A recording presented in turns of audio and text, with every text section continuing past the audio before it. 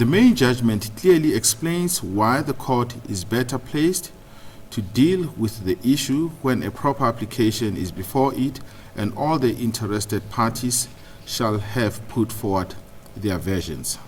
It is further explained in the judgment that Advocate Mche irrationally and hastily made a decision not having all the information before him and not waiting for the requested information.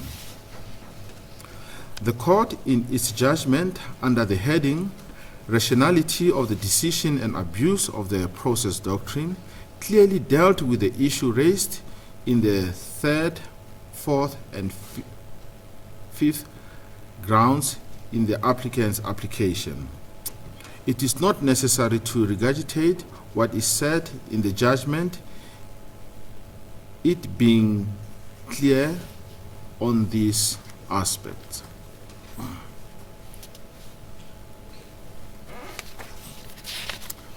It is not correct, as submitted by the ANDPP and the DSO, that the court in paragraph 88 of the judgment found that once Advocate Mche had said that the alleged conduct of Mr. McCarthy had not affected the merits of the charges against Mr. Zuma, cadit quaestio. The court in the said paragraph stated that there was no rational connection between the need to protect the integrity of the NPA and the decision to discontinue the prosecution against Mr. Zuma. The court clearly understood the argument by the applicants and the ANDPP and the DSO when the main application was heard. In paragraph 52 of the judgment, it is stated that the conduct of Mr. McCarthy, if proven, constitutes a serious breach of the law and prosecutorial policy. Importantly, Advocate Mche made a decision without having the version of Mr. McCarthy. See paragraphs 53 and 54 of the judgment. The court further dealt with the contradictions regarding the timing of the service of the indictment as set out in paragraph 73 of the judgment.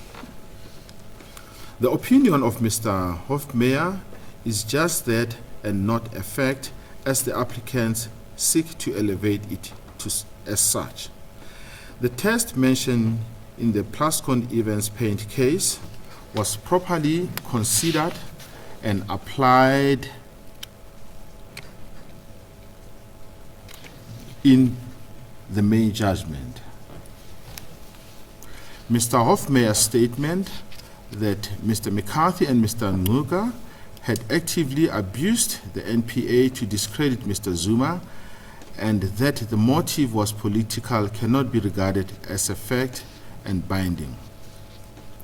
The other ground to support the application raised by Mr. Zuma is that the formal withdrawal of the charges on 8 April 2007 before the KwaZulu-Natal High Court was a vital factor and that the court in its judgment should not have stated that Mr. Zuma should face the charges.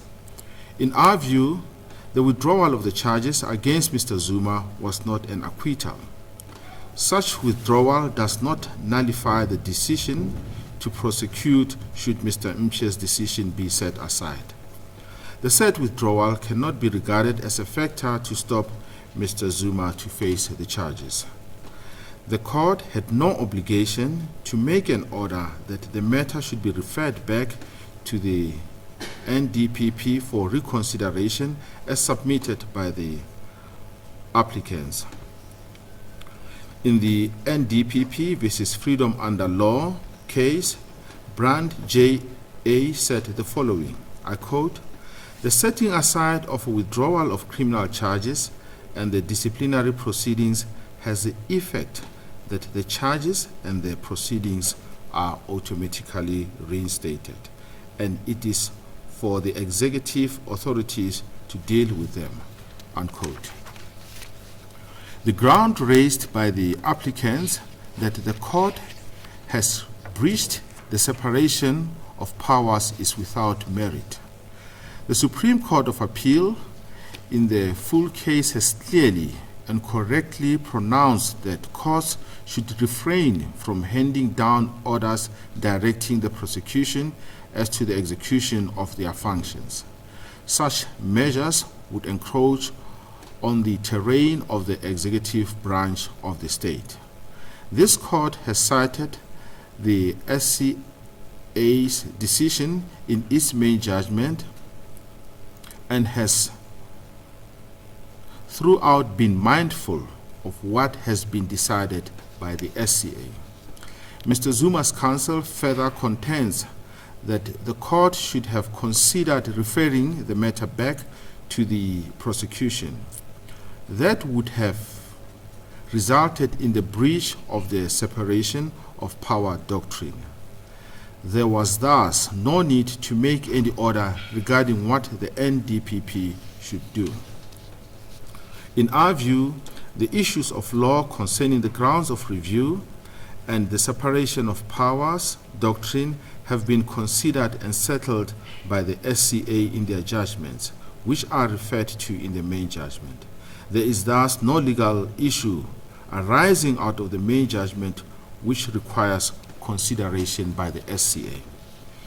The applicants further criticized the main judgment by submitting that the court did not consider the affidavit of Mr. McCarthy to the High Court that the prosecution process was of the highest integrity, whilst he, Mr. McCarthy, had been engaged in an illegal investigation in the conduct of Mr. Zuma at the time.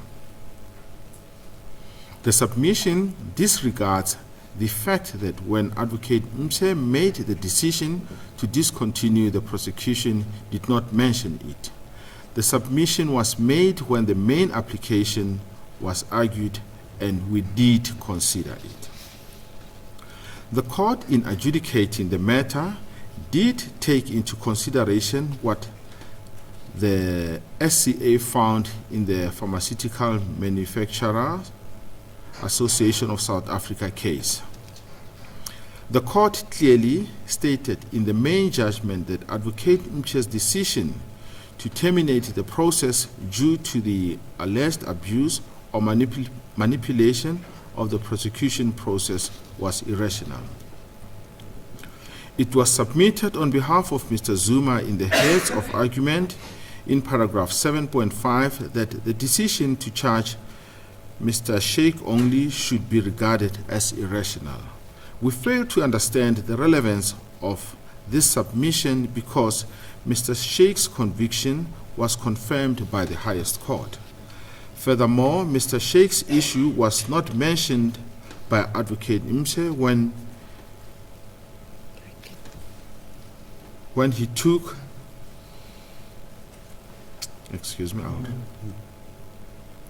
when he took his decision. I'll repeat.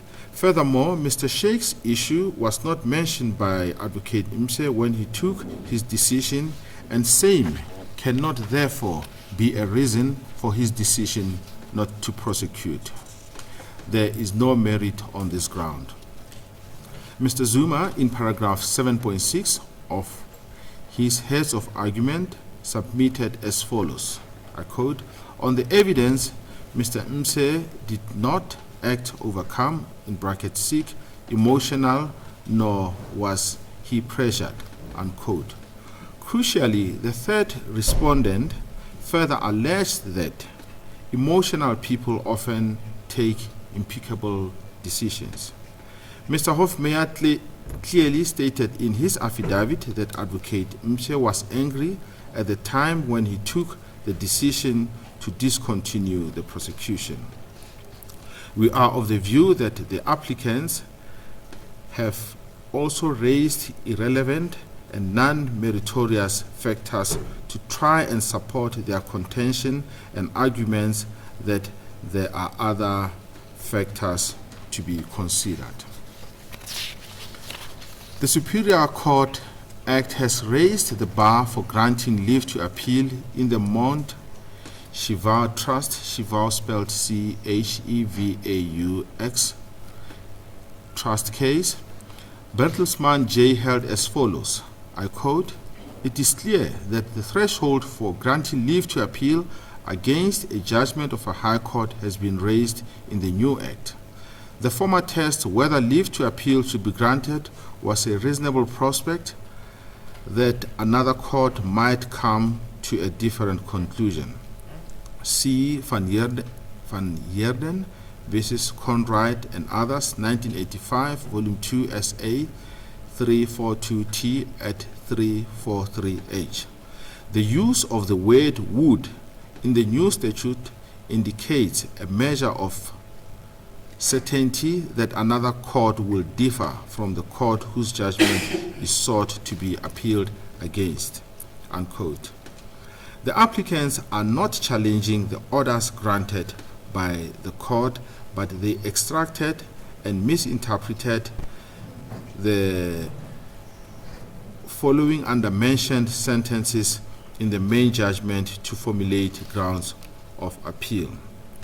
Namely, 1, I quote, "The court of law is the appropriate forum to deal with the abuse process doctrine and not extrajudicial process." And 2, Mr. Zuma should face the charges as outlined in the indictment, unquote. In reading the judgment holistically, it is clear that the court never created a principle that the NDPP has no power to discontinue the prosecution. Furthermore, the court did not interfere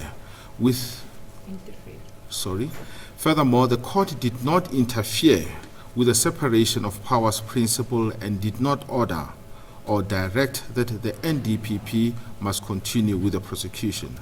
The attack by the applicants based on the above sentences is ill-founded. The said sentences should be read in the context within which they were made in the judgment and not read in isolation to create a different context. The authorities relied upon by Advocate Imse do not support an extrajudicial termination of the prosecution.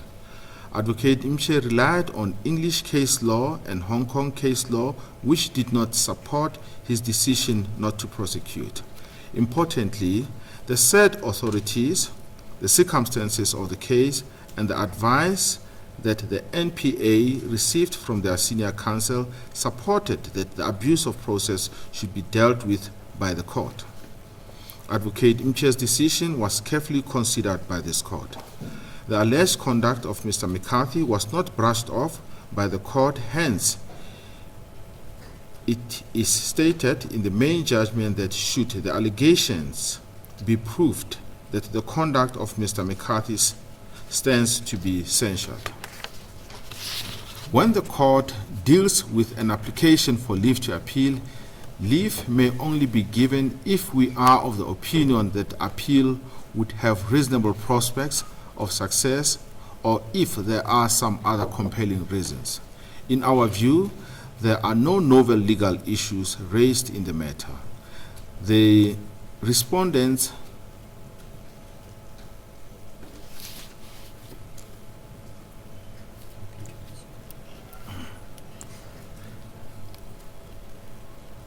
The applicants invented novel legal grounds by misinterpreting sections of the judgment or some selective sentences in the judgment. The fact that the public has an interest in the matter is not a justification to grant leave to appeal. The matter is, of course, important for Mr. Zuma. However, if the appeal does not have reasonable prospects of success, leave to appeal should not be granted. There will, in most instances, be different interpretations. However, we have carefully considered the authorities referred to, and we are of the view that the court interpreted and applied the authorities correctly. We seriously considered whether the appeal would have reasonable prospects of success and came to the conclusion that there are no merits in the arguments raised by the applicants. We have carefully reconsidered our judgment and conclude that the appeal does not have reasonable prospects of success. We therefore make the following order. 1, The applications for leave to appeal by the first, second, and third applicants are dismissed. 2. The first, second, and third applicants are jointly and severally ordered to pay the costs of the respondent, including costs of to counsel. We hand down the judgment. You agree? Court adjourns. All right.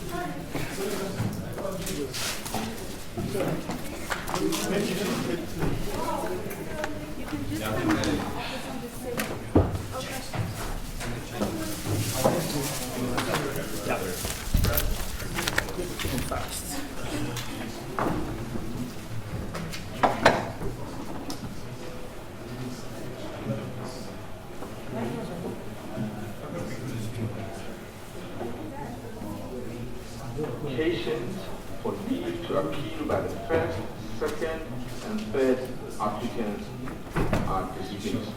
2. The first, second, and third applicants are jointly and severally. You go to your chamber at the 6. You should have the 4. Yeah, go to the 7th floor. 7. Yeah, you go to the 7th floor. For the judgment. For the court. Do you know the structure? Second floor. Yeah, chambers are at the 7th. Yes, but I was told to use the staff is going to be the judgment. We are using this 2.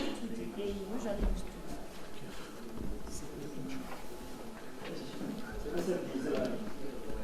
Anyway.